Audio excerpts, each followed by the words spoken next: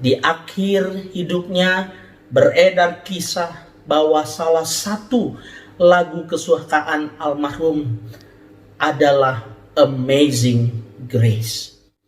Jika dia percaya kasih anugerah pengampunan Tuhan Yesus dalam kematian dan kebangkitannya, Bung Glenn pasti sudah berjumpa dengan si pemberi anugerah besar itu.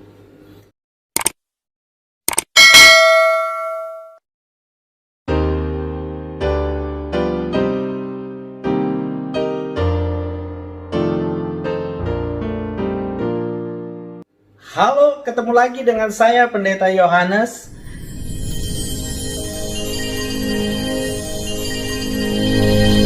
Sebelum kita memulai perenungan pembacaan firman Tuhan pada hari ini, mari kita berdoa. Bapa kami dalam surga, terus kami memohon tuntunan-Mu Tuhan. Kami sadar kami manusia yang lemah, tak berdaya, dan kadangkala tidak dengar-dengaran, bahkan sudah dengar tidak mau taat kepada Tuhan. Oleh karena itu, hanya dengan pertolongan-Mu Tuhan, kami diberikan kesukaan untuk mendengar suara-Mu dan diberikan sukacita di dalam melaksanakannya dalam kehidupan kami. Kami berdoa mohon tuntunan-Mu pada hari ini demi nama Tuhan kami Yesus Kristus. Amin. Saudara-saudara yang dikasih dalam Tuhan, bacaan kita pada hari ini terambil di dalam Injil Markus, pasalnya yang ke-16, ayatnya yang ke-14. Demikian firman Tuhan.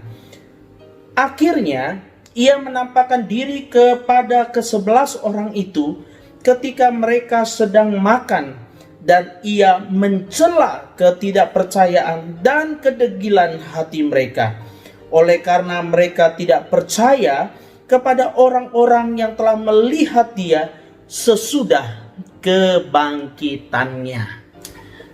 Saudara-saudara dikasih dalam Tuhan Yesus, Injil Markus yang dipercaya banyak teolog sebagai Injil terdahulu dari 3 Injil sinoptik yang lainnya, menceritakan dengan singkat peristiwa penampakan diri Yesus. Meskipun demikian, pesannya sangat tajam. Lihat saja pada bagian yang baru saja dibaca. Markus menggunakan kalimat Yesus mencela mereka. Ketidakpercayaan kepada Yesus adalah hal yang serius. Bahkan kalau kita baca Injil Yohanes, Yohanes dalam Injil yang ditulisnya menekankan ketidakpercayaan kepada Yesus sebagai dosa.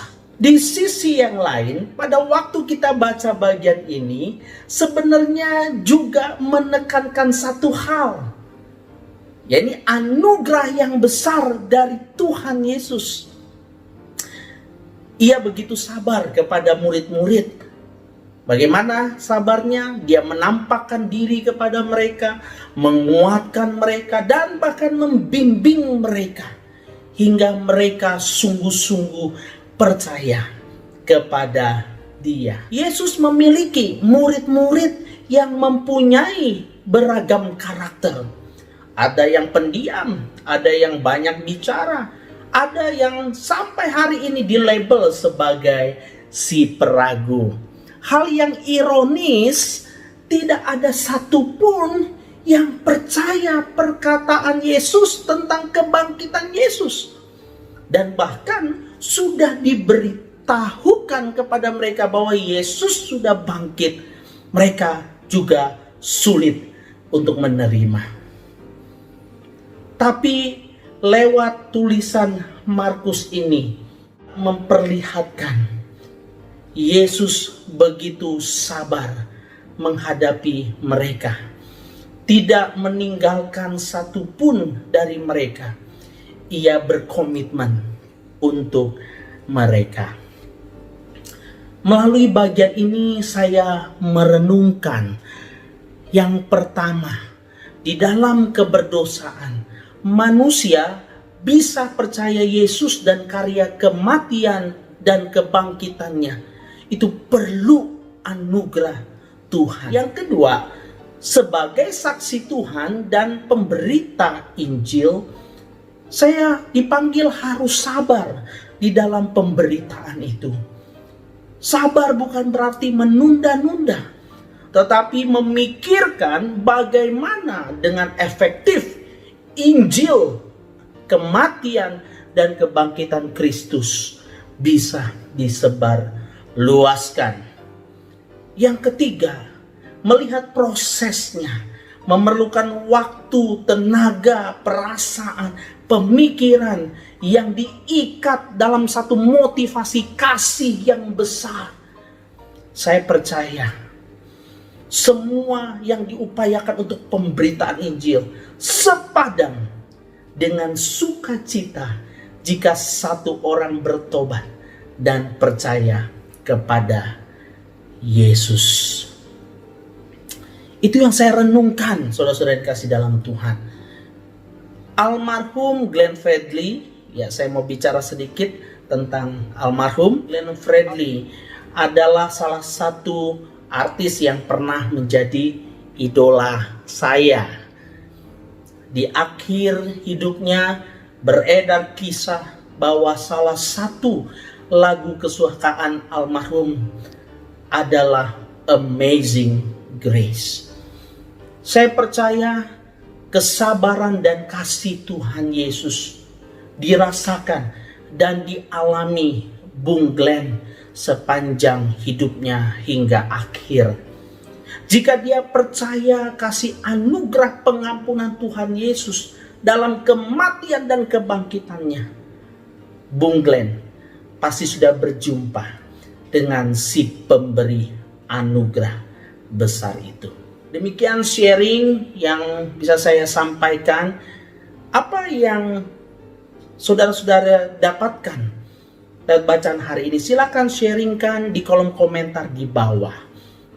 Oh ya, satu hal lagi saudara, jikalau ada kritik, saran, atau mungkin ada hal yang saudara mau tanyakan, juga boleh saudara sampaikan di kolom komentar di bawah.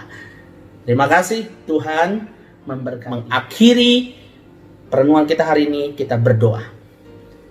Bapa di dalam surga, terima kasih penyertaan-Mu, pimpinanmu Tuhan, menolong kami sekali lagi untuk boleh bercermin dari firman-Mu. Ya Tuhan, terima kasih untuk kesabaran, kasih Tuhan yang besar dalam hidup kami, yang mau menuntun kami, membimbing kami kembali kepada Tuhan lewat iman kepada Tuhan Yesus. Kami sadar dengan pikiran kami, dengan kekuatan kami tidak mencari Tuhan, kami tidak mampu mengenal Tuhan. Tapi anugerah-Mu yang besar itu Tuhan, menolong kami, menyelamatkan kami. Terima kasih ya Tuhan. Kami berdoa, bersyukur untuk firman-Mu, demi nama Yesus Kristus.